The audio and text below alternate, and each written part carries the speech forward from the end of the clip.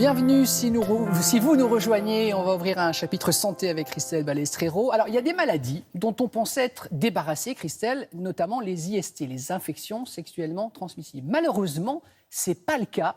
Il y a une recrudescence de ces infections et je crois que les spécialistes tirent la sonnette d'alarme parce que les chiffres sont affolants. Absolument, hein. On peut dire qu'on assiste à la réémergence des infections sexuellement transmissibles, qu'on appelle les maladies sexuellement transmissibles, qui croissent de façon constante et avec un pic exponentiel ces 5 dernières années.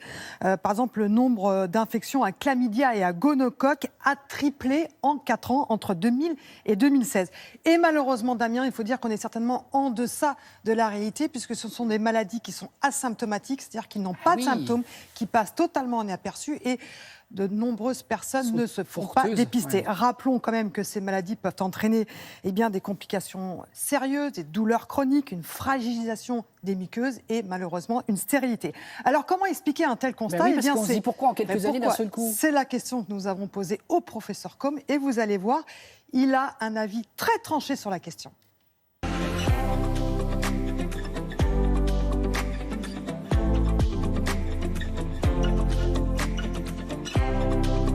On assiste depuis quelques années à une augmentation très inquiétante des maladies sexuellement transmissibles. Les infections principalement concernées par cette recrudescence sont l'infection à gonocoque, qu'on appelle également chaude-pisse, la syphilis, toutes deux principalement chez les homosexuels, et des infections à chlamydia qu'on voit dans les deux sexes, femmes et hommes.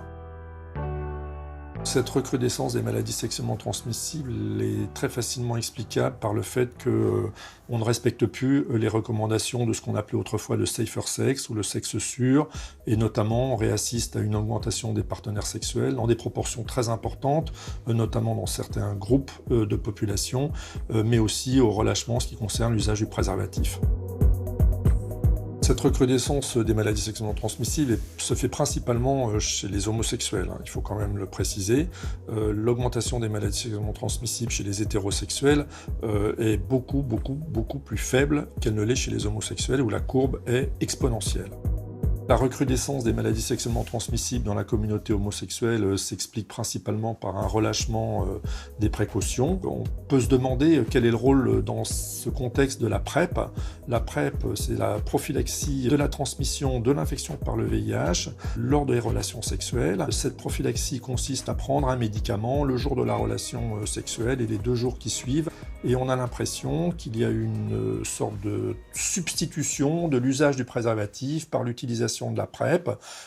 Or, alors que d'un côté, le préservatif protège contre l'ensemble des maladies sexuellement transmissibles et que de l'autre côté, la PrEP, elle, ne protège que contre l'infection par le VIH.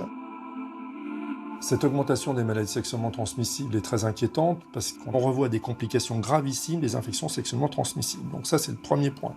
Le deuxième point, c'est que l'augmentation des maladies sexuellement transmissibles entraîne une augmentation de l'usage des médicaments pour traiter ces maladies sexuellement transmissibles et donc s'accompagne d'une émergence de résistance aux antibiotiques des agents sexuellement transmissibles les plus courants. Et enfin, la troisième chose, et qui nous inquiète, c'est que dans ce contexte-là, il peut très bien y avoir une nouvelle maladie sexuellement transmissible qui émerge, comme le sida avait émergé dans les années 80.